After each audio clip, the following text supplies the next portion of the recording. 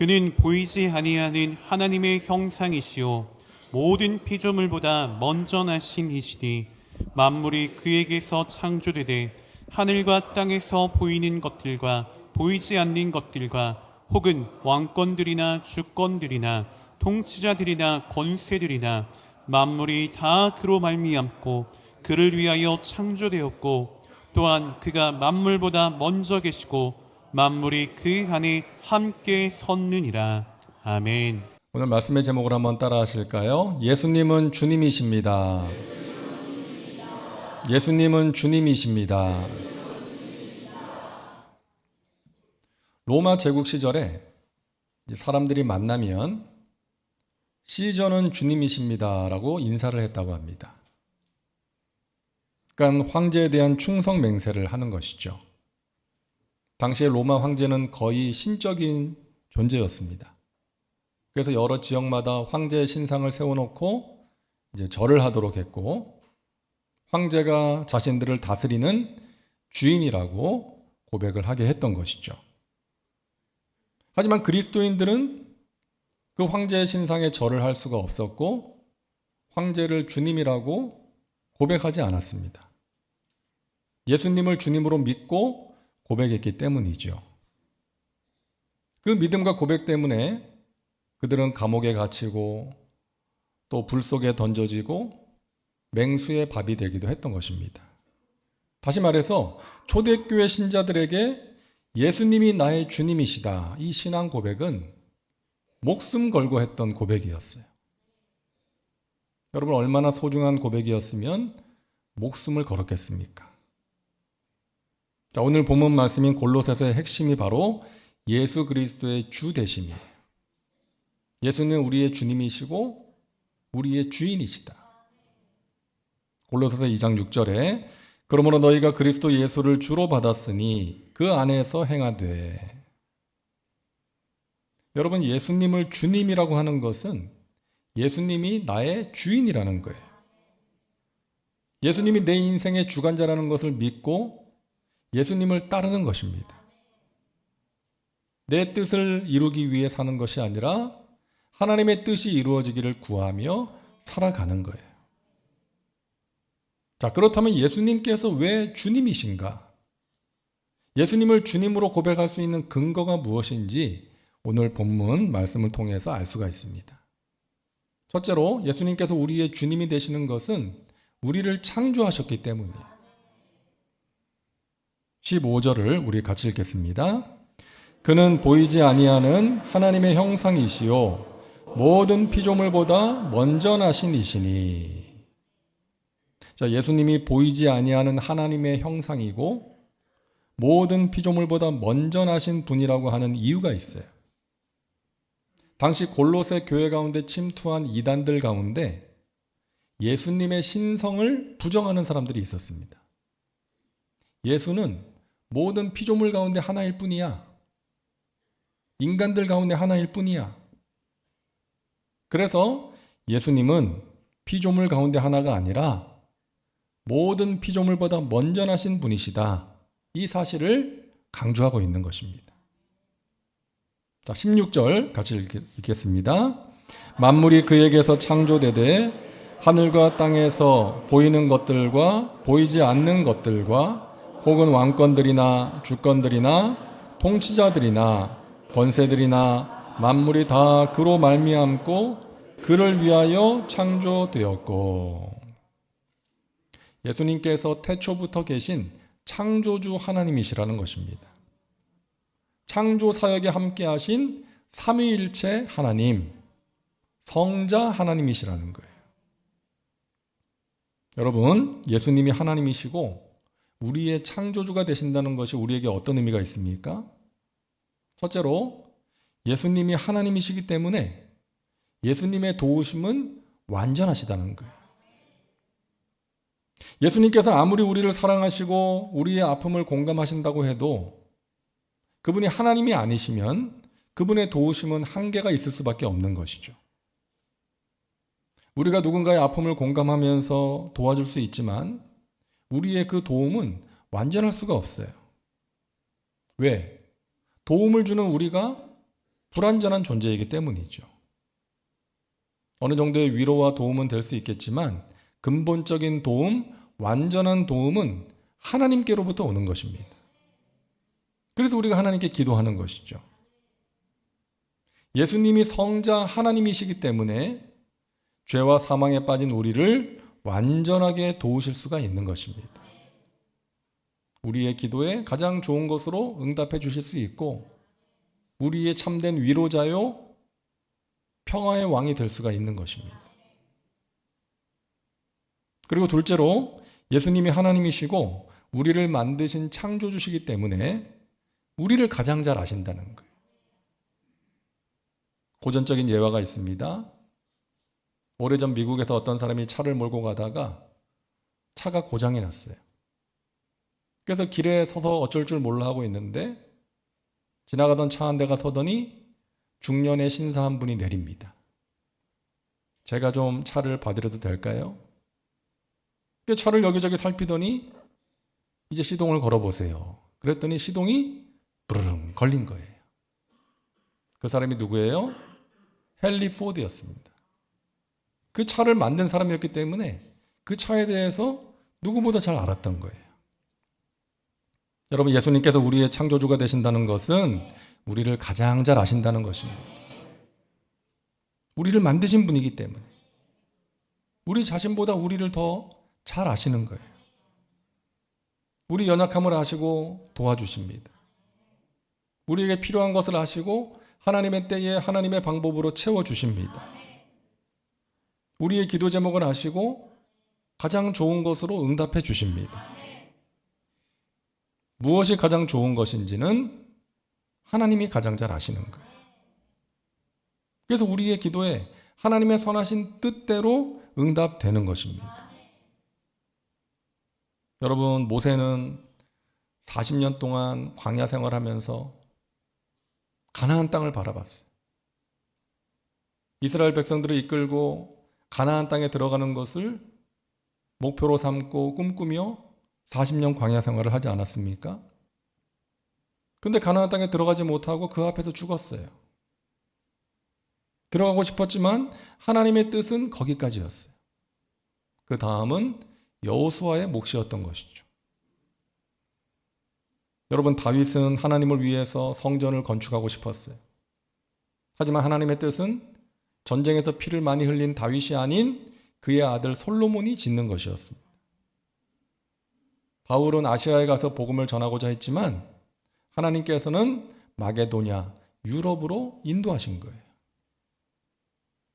여러분, 내가 원하는 대로, 내가 계획한 대로 되지 않았다고 해서 낙심할 필요가 없는 것입니다. 여러분, 거절도 응답이에요. 우리는 거절하시는 하나님이 섭섭할 수 있는데 그것이 하나님의 뜻이라고, 그것이 나에게 가장 좋은 것이라고 믿고 받아들여야 되는 거예요. 여러분, 우리의 기도는 반드시 응답됩니다. 내 뜻대로가 아니라 하나님의 선하신 뜻대로 응답되는 거예요. 그리고 그것이 우리에게 가장 좋은 것이라고 믿어야 되는 것입니다. 우리를 창조하신 주님께서 우리를 가장 잘 아시고 우리가 구하는 것에 가장 좋은 것으로 응답해 주심을 믿으시기를 주님의 이름으로 축원합니다. 둘째로 예수님께서 우리의 주님이 되시는 것은 우리를 속량하셨기 때문이에요. 14절을 우리 같이 읽겠습니다. 그 아들 안에서 우리가 속량 곧 죄사함을 얻었도다. 이 속량이라는 것은 어떤 대가를 지불하고 원래의 상태로 회복한다라는 뜻이 있습니다. 자, 어떻게 회복하셨어요? 13절을 같이 읽습니다. 그가 우리를 흑암의 권세에서 건져내사 그의 사랑의 아들의 나라로 옮기셨으니. 자, 흑암의 권세 아래 있는 우리를 사랑의 아들의 나라로 옮기셨어요. 죄와 저주와 절망 가운데 방황하던 우리를 건져내사 주님이 다스리시는 천국 백성이 되게 하신 것입니다. 그 속량을 위해서 어떤 대가를 지불하셨어요? 독생자를 보내신 거예요. 예수님께서 십자가에서 피 흘려 돌아가신 것입니다. 희생 제물이 되신 거예요. 구약 시대에는 죄 사함을 위해서 매번 짐승을 잡아서 피를 흘려서 제사를 드려야 했지만 예수님께서 십자가에서 피 흘려 죽으심으로 한 번의 제사로 영원한 속죄를 이루신 것입니다. 이것이 바로 속량이에요. 우리를 대신해서 죄값을 지불하신 것입니다. 예수님은 우리를 창조하신 창조주이실 뿐만 아니라 우리를 속량하신 구원자가 되시는 거예요. 이 두 가지 내용이 함께 들어있는 말씀이 이사야 43장 1절이에요. 우리 같이 읽습니다. 야곱아, 너를 창조하신 야훼께서 지금 말씀하시느니라. 이스라엘아, 너를 지으신 이가 말씀하시느니라. 너는 두려워하지 말라. 내가 너를 구속하였고 내가 너를 지명하여 불렀나니 너는 내 것이라. 아멘. 창조와 속량, 구속 함께 담겨 있죠. 야곱아, 너를 창조하신 야훼께서 지금 말씀하시느니라. 너는 두려워하지 말라. 내가 너를 구속, 속량하였고 내가 너를 지명하여 불렀나니 너는 내 것이다. 너는 내 것이라고 선포하시는 이유가 뭐예요? 우리를 창조하셨고 우리를 구속하셨기 때문에. 두려워하지 말라고 말씀하시는 이유가 뭐예요? 우리가 주님의 것이기 때문에. 주님의 소유된 자녀요 백성이기 때문에. 우리를 창조하시고 속량하신 주님께서 우리와 함께 하시고 우리를 지켜주시기 때문인 것입니다. 여러분 두려워하지 마시기 바랍니다. 제가 터키 튀르키예에 있을 때 이제 거주 비자를 받아야 되잖아요. 이제 몇 년마다 비자를 받아야 되는데 제일 처음 가서 이제 처음 비자를 받는데 정말 힘들더라고요. 뭐 준비해야 되는 서류도 많고 또 뭐 은행에 잔고가 얼마 이상 있어야 된대. 그 비자를 받아야 되니까 이제 그런 여러 가지 준비를 해가지고 이제 비자 업무를 담당하는 그 중앙 경찰서로 갔어요. 근데 가는 것부터가 힘들었어요. 여러분 이 이스탄불은 이 교통 체증이 세계적인 도시입니다. 길이 엄청 밀려요. 3시간 걸려서 갔습니다. 그 더운 여름이었는데 이제 차를 타고 3시간 걸려서 이제 경찰서에 갔어요. 그러니까 이제 접수를 하고 순서를 기다리는데 3시간 기다렸어요. 여러분 우리나라는 정말 이 여러 가지 뭐 행정 서비스 또 기타 서비스가 세계 최고인 거 아시죠? 네. 3시간을 기다리게 하더라고요. 근데 여러분 그 건물에 에어컨 시설이 안 돼 있었어요. 여름이었는데 그 업무를 보는 직원들은 경찰들은 자기 책상 앞에다가 이제 선풍기 한 대씩 놓고 이제 일을 보고 있더라고요. 근데 이제 민원인들 기다리는 민원인들은 전혀 배려를 안 해요.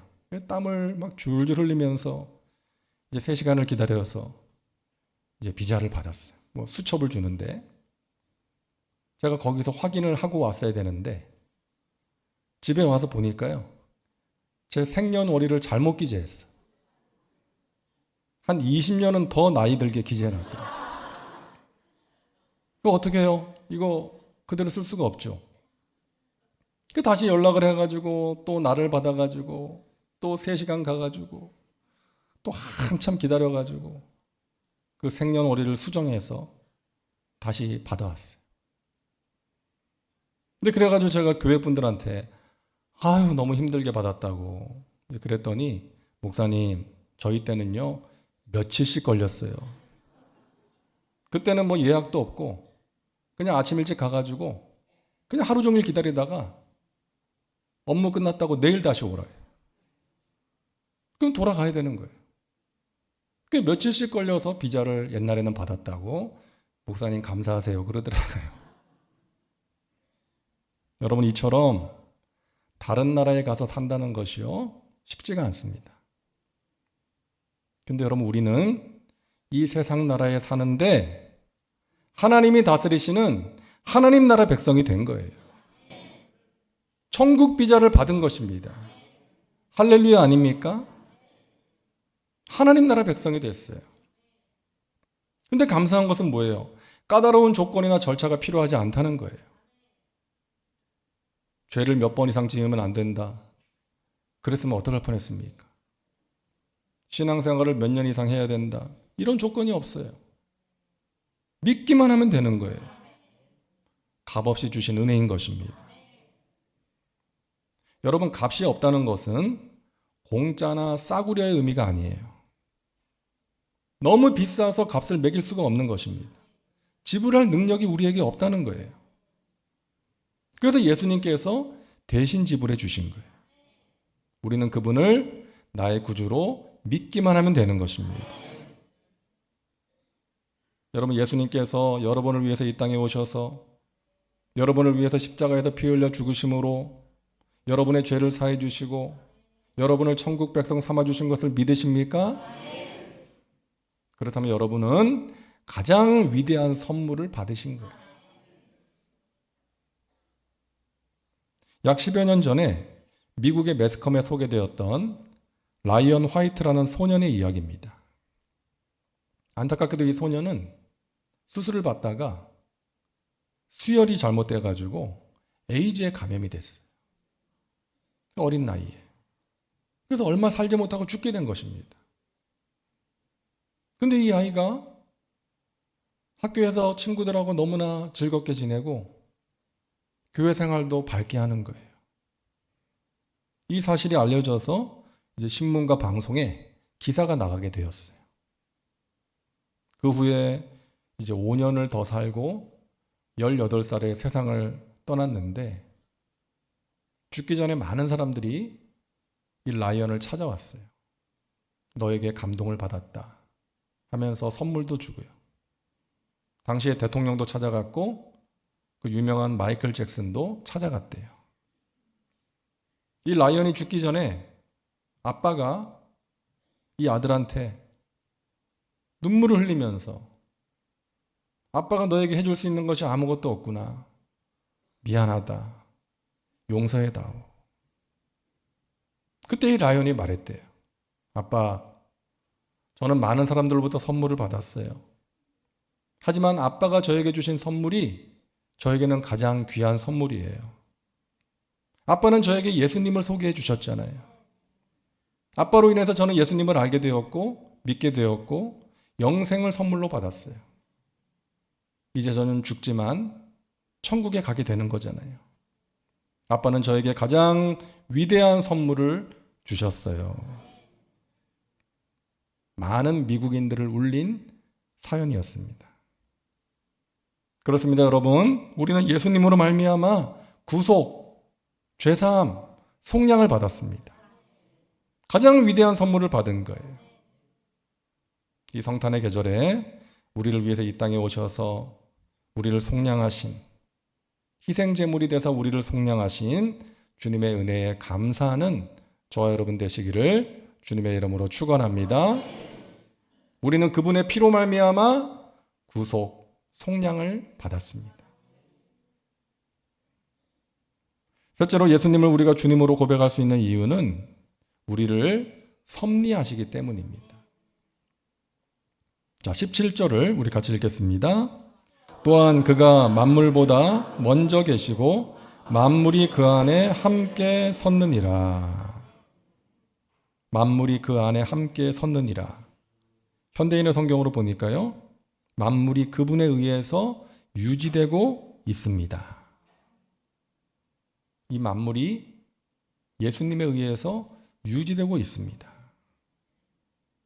만물을 창조하시고 속량하신 후에 그냥 버려두시는 것이 아니라 깊이 간섭하시고 이끄시는 거예요. 우리의 삶을 그냥 방치하지 않으시고 돌보시고 인도하신다는 거예요. 이것을 우리는 섭리라고 말합니다. 하나님께서 우리를 섭리하신다. 섭리 가운데 우리를 이끌어 가신다. 우리는 하나님의 섭리 가운데 있는 하나님의 자녀들이라는 거예요. 여러분, 자녀를 낳고 나서 어떻게 하셨어요? 야, 내가 너를 뱃속에 10개월 동안 품고 있느라고 얼마나 고생했는 줄 아니? 이제는 엄마가 낳아줬으니까 네가 알아서 살아라. 그러지 않았잖아요. 재워주고 먹여주고. 여러분 다 잊으셨나요?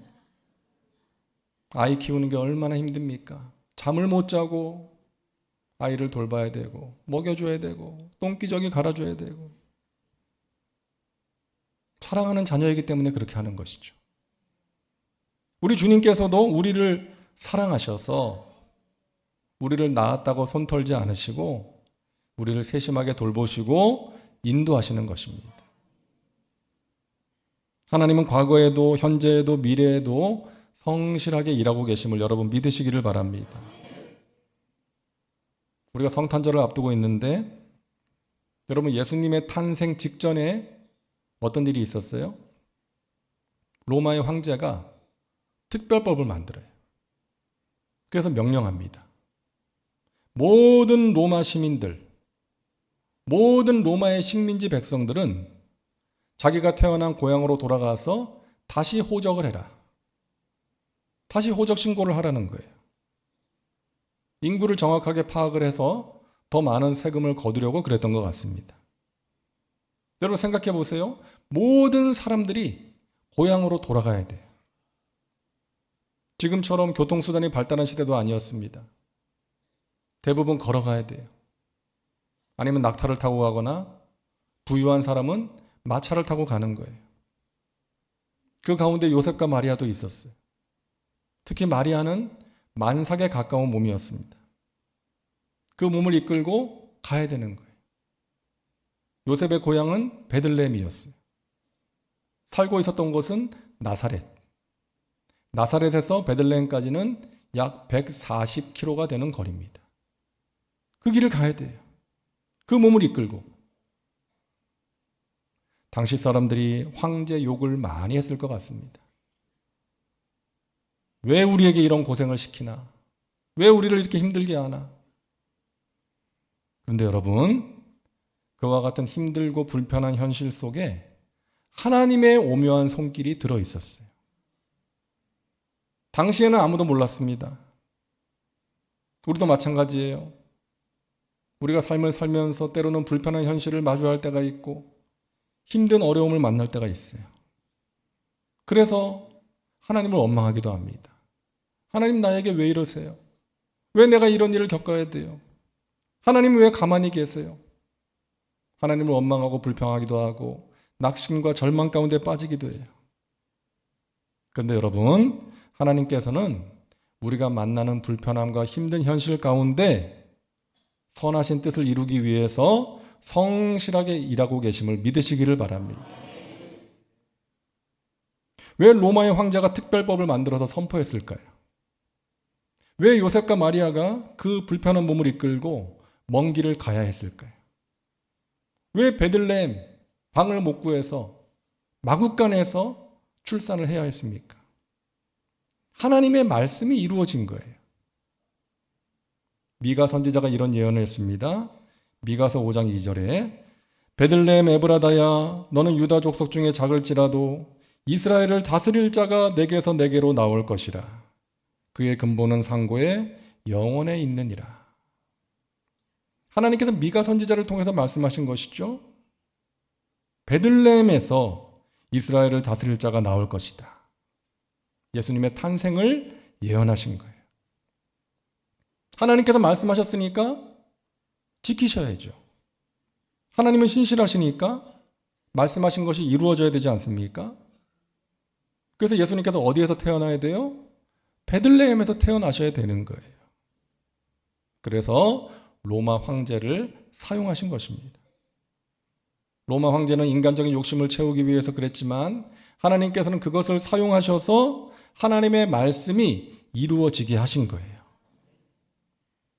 여러분 기억하시기 바랍니다.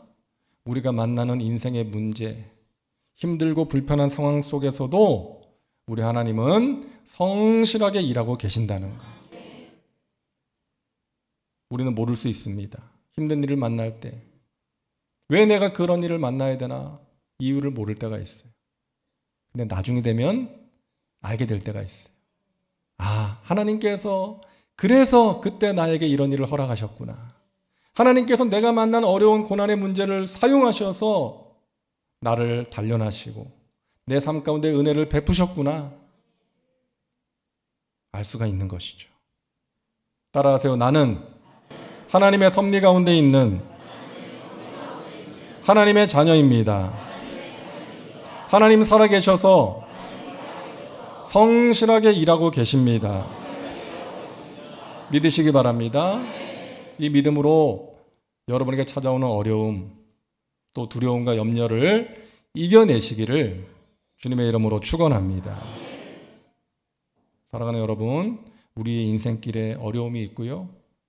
또 마귀가 우는 사자같이 삼킬 자를 찾고 있지만 우리에게는 주님이 계십니다.